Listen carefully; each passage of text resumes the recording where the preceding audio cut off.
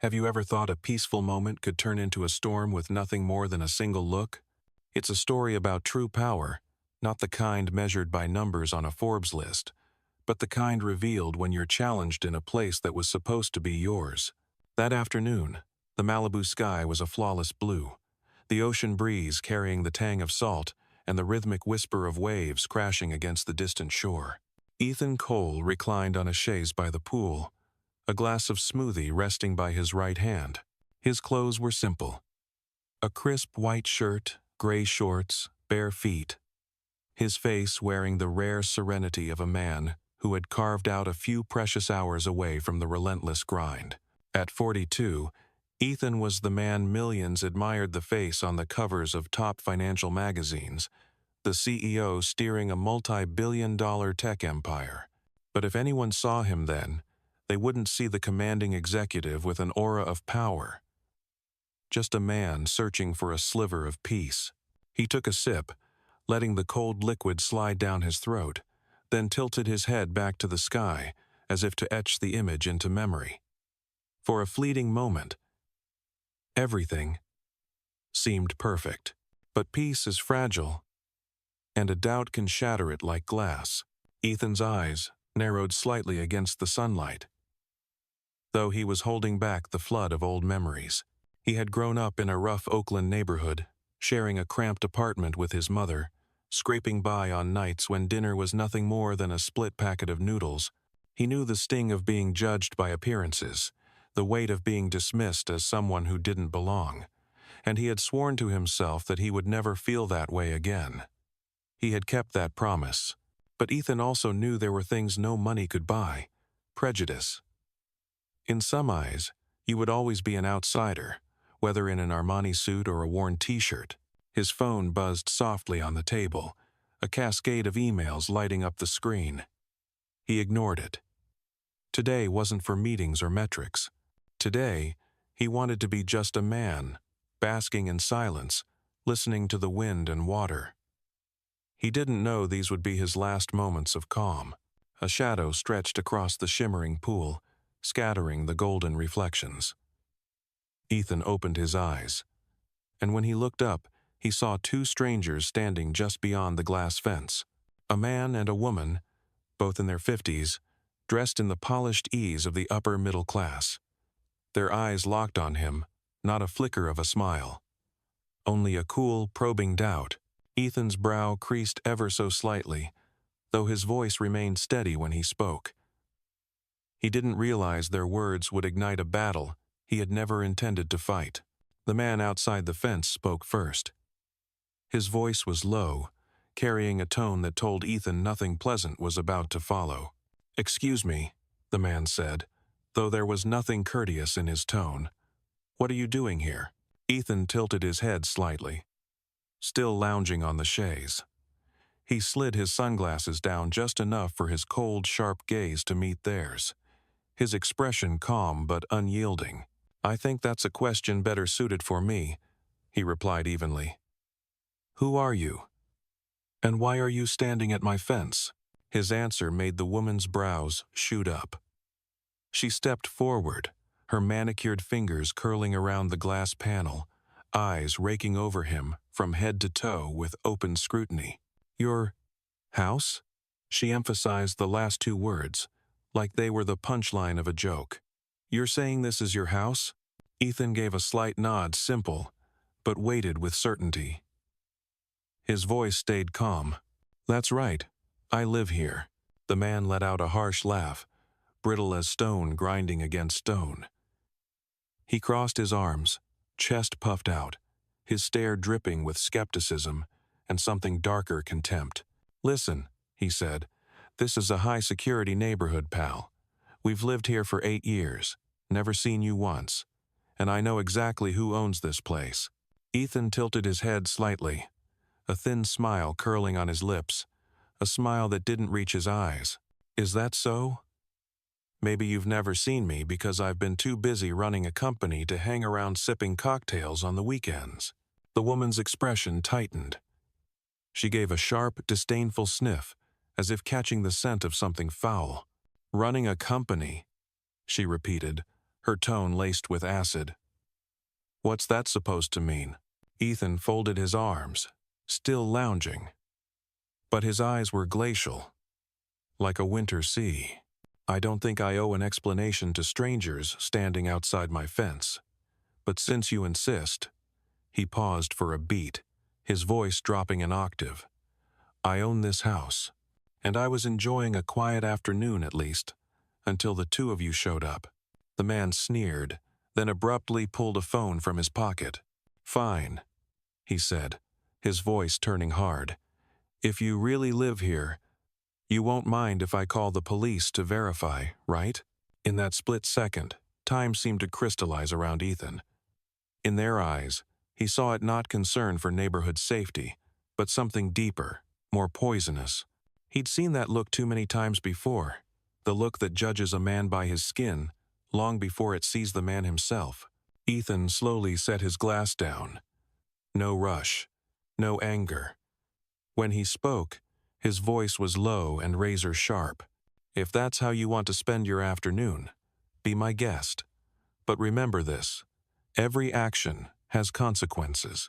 The man ignored the warning, already dialing. His voice rang out, loud and deliberate, making sure Ethan heard every word. Hello, I'd like to report a trespasser. There's a man in our neighborhood backyard of one of the houses. Doesn't look like he belongs here. Each word pierced the air like a needle. Ethan closed his eyes for one brief second, drawing in a deep breath. Not out of fear, but because he knew, once again, he stood at the edge of a line that prejudice was trying to draw around him. Only this time, it wouldn't end the way it used to. He opened his eyes, picked up his phone, and his fingers flew across the screen. His voice was calm, clipped, and deadly precise. Activate livestream mode. Send to legal team and PR. Immediately. A confirmation beep followed. Every image and sound inside that property was streaming live to his lawyers and media team within seconds. The game had just changed. Greg paced along the fence, his voice cutting through the air, sharp with accusation, as he spoke into the emergency line. Yes, there's a man. Tall, dark-skinned, wearing a white shirt and gray shorts, sitting in the backyard. I've never seen him before. He looks dangerous. Dangerous. The words sliced through the quiet like a blade of ice. Ethan heard every syllable, precise and deliberate. He remained still, his eyes darkening, his breath slow but heavy. Since when did sitting by your pool make you a threat? Since when did skin color become evidence of guilt? The phone in his hand vibrated. A message flashed on the screen from Malcolm. Head of Security. Everything is recorded. We're monitoring. You good? Ethan typed back one word. Fine. But he didn't feel fine. Not because he feared the police. He had lawyers, influence, every tool to turn the tide. What burned inside him was the fact that this reality still existed. He had clawed his way out of poverty's shadows, climbed to a height millions dream of, yet to some, he still didn't belong. Then came Patricia's voice, sliding into the call like poison. Please, get here fast. He's acting aggressive. Aggressive? Ethan let out a dry, humorless laugh. He hadn't moved from his chair, hadn't taken a single step toward them, yet in their story, he'd already become the villain, the threat to be subdued. He rose slowly, walked to the teak table, and picked up his phone. His voice dropped, metallic and measured, each word like a strike of iron. Send the live stream to Jordan. Start recording their 911 call. An automated female voice replied, processing now. The screen lit up, showing the two neighbors pressed against the glass fence, their faces tight with tension and dripping with prejudice. Ethan stared straight into the camera, not to explain, but to deliver a message. Some battles aren't fought in boardrooms. They start with bias and end with justice. In the distance, sirens wailed, tearing through the fragile quiet of the afternoon. Patricia whipped her head toward the gate. relief softening her features as if salvation had arrived. Greg gripped his phone tightly, stepping back to greet the so-called heroes he thought were on his side. Ethan inhaled deeply, his heartbeat steadying. It wasn't just an inconvenience. It was a test, a measure of how he'd wield power when calm and fury hung in the balance. The gates slid open with a mechanical hum. 2 patrol cars rolled in, lights flashing against the pristine white walls. 2 officers stepped out, a man and a woman, their eyes scanning the scene before approaching the fence. Long evening ahead, Ethan murmured, climbing the stone steps to face them through the glass barrier. "Sir, are you the individual we received a report about?" the male officer asked, calm but guarded. "Yes," Ethan replied, his gaze unwavering, his tone steel. "And that report is false. This is my home." Greg cut in, shrill with indignation and fear. "Don't believe him. I've never seen this man in my life. Look at him. Does he look like someone who owns a place like this?" The question dropped like lead, choking the air in silence. Ethan felt anger pounding at his temples, but he kept it caged. Instead, he rotated his wrist and held his phone high. The screen flared to life, displaying the property deed, a blockchain-verified QR code, and a home security system feed. "This is proof," he said evenly. "Everything secured on blockchain and linked to my legal account. And—" he tapped another icon. A voice crackled from the speaker, smooth and lethal. "This is Jordan Blake, legal counsel for Mr. Ethan Cole. Officers, confirm you are present and being recorded, with 2 witnesses on site." The female officer glanced at her partner, then nodded. "Confirmed." "Perfect," Jordan said, his tone like the edge of a blade. "Please note, the neighbors knowingly placed a false emergency call, describing my client as suspicious and aggressive. Video and live stream evidence show the opposite. That's grounds for filing a false report, harassment, and potential bias-related misconduct." The air thickened, heavy and sharp. Greg's mouth opened, but no sound came out. Patricia backed up a step, her face blanching, fingers crushing the leather strap of her handbag. Ethan spoke slowly, his voice low yet carrying across the patio like rolling thunder. "You think this is trivial? One call can ruin a life. If I didn't have resources, if I didn't have tech, right now I'd be in cuffs in my own home. And you'd still believe you were right." The male officer exhaled, eyes flicking from the neighbors to Ethan. "Sir, do you want us to file an official report?" Jordan didn't hesitate. "Absolutely. And my client requests both individuals remain on site until the paperwork is complete." Greg's face flushed crimson. "This is insane. We were just protecting the neighborhood." Ethan's lips curved into a smile, cold and merciless. "No, Greg, you were just protecting your privilege." Silence fell, dense as concrete. Only the wind and the faint ripple of water dared to move. And in that silence, Ethan knew the game had shifted to a new level. This time, he wouldn't let it end quietly. The officer finished verifying the documents, her voice firm and final. "Mr. Ethan Cole is the legal owner of this property. All records match our database." Greg's face drained of color. Patricia forced a weak smile, but no one returned it. Ethan stood tall, silently watching them. The air felt heavy, like the stillness before a storm breaks. "Well, that settles it." Jordan, Ethan's attorney, spoke through the speakerphone, his voice as sharp as a blade. "You've just violated state law, Section 13 to 2907, filing a false report, endangering another person's life and reputation. And, for the record, this entire call has been recorded and live-streamed to over 30,000 viewers on our legal channel for the last 10 minutes. Greg jolted. "What did you just say? Live-streamed?" Ethan tilted his phone, the screen facing them. The red live icon blazed, the viewer count ticking upward by the second. Comments flooded in. Can't believe this still happens in 2025. CEO handled that like a boss, so calm. Justice served in real time.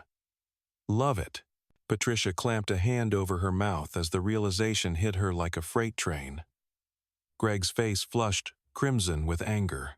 You can't broadcast my image without my permission. Oh, Greg. Ethan's voice was soft, almost amused, but cold enough to frost glass.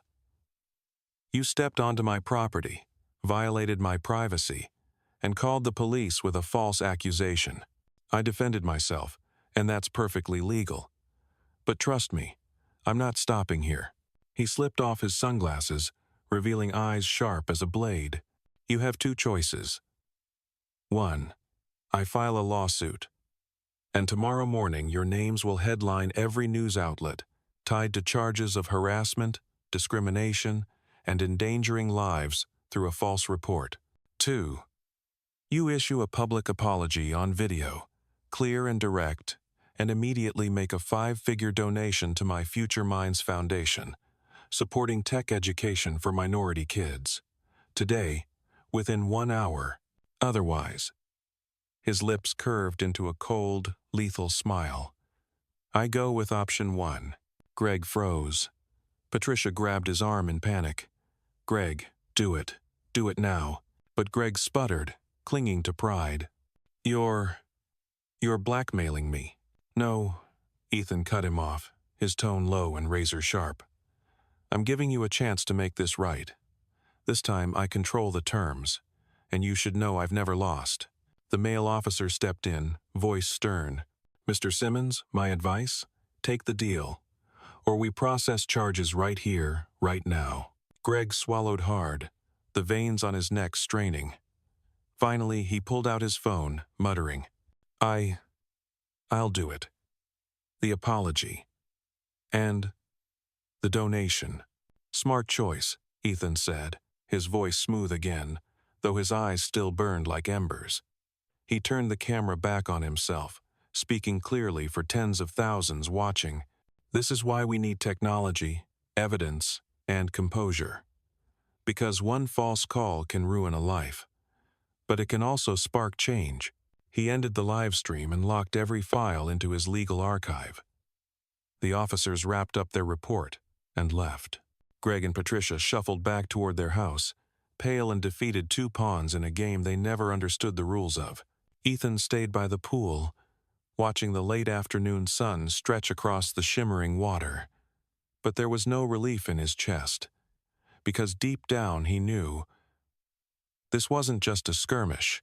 It was a warning, a reminder that no matter how high he climbed, some would always question his right to stand there, simply because of his skin. And that was why he had to do more. Not to retaliate, but to rewrite the rules forever.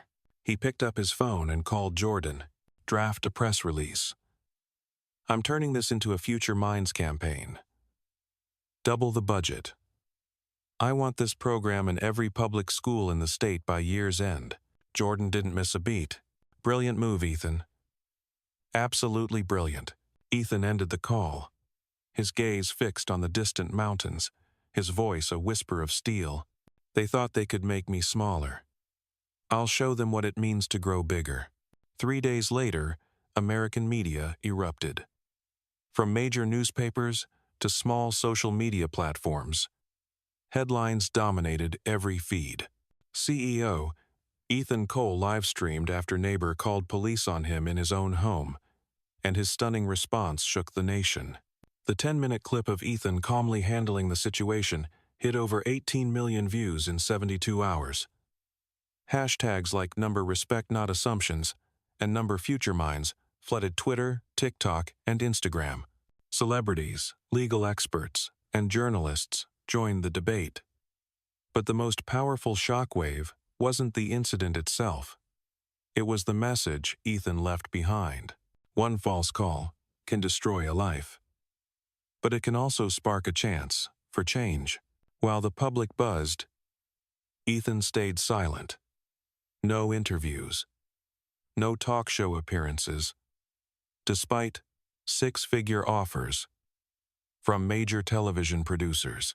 Instead, He poured every ounce of energy into Future Minds, his initiative to bring technology education to underprivileged kids. Within a week, donations skyrocketed past $12 million across the United States. Tech giants pledged corporate sponsorships. Thousands of volunteers signed up. In a closed-door meeting with his team, Ethan said just one thing: "We don't answer hate with revenge. We answer it with value. And we're going to make this so big that no one will ever doubt a black child can grow up to be the next CEO." 2 months later, a mild, sunny afternoon at the Phoenix Community Center, Ethan stood on stage, framed by a banner that read, "Future Minds. Opening doors. Changing lives." Hundreds filled the below seats: business leaders, teachers, parents, and children whose eyes shone excitedly. Stage lights glinted off his black suit like polished armor, but in his gaze, there was no trace of the cold steel from that day, only resolve and purpose. He stepped up to the microphone, his voice ringing clear, every word sharp as a nail. "Today, I'm not here to talk about a conflict. I'm here to talk about an opportunity. 2 months ago, I was questioned in my own home, not because I did anything wrong, but because someone didn't believe a man like me could belong there. I could have gotten angry. I could have used my power to destroy them. Instead, I chose something different, to turn that moment into a movement, because if we don't break these biases now, one day, your child, or you, could be the next target." Applause thundered like a storm. Ethan raised his hand, signaling for silence, and his tone softened, warm yet unyielding. "Future Minds doesn't belong to me. It belongs to everyone who believes knowledge can erase the gap. We won't stop in Arizona. We're taking this nationwide." The camera panned to the third row. There sat Greg and Patricia, their faces tense with unease and shame. They were there under Ethan's terms, as part of their settlement agreement. Their public apology video had already gone live, and a 5-figure donation had been wired to the fund.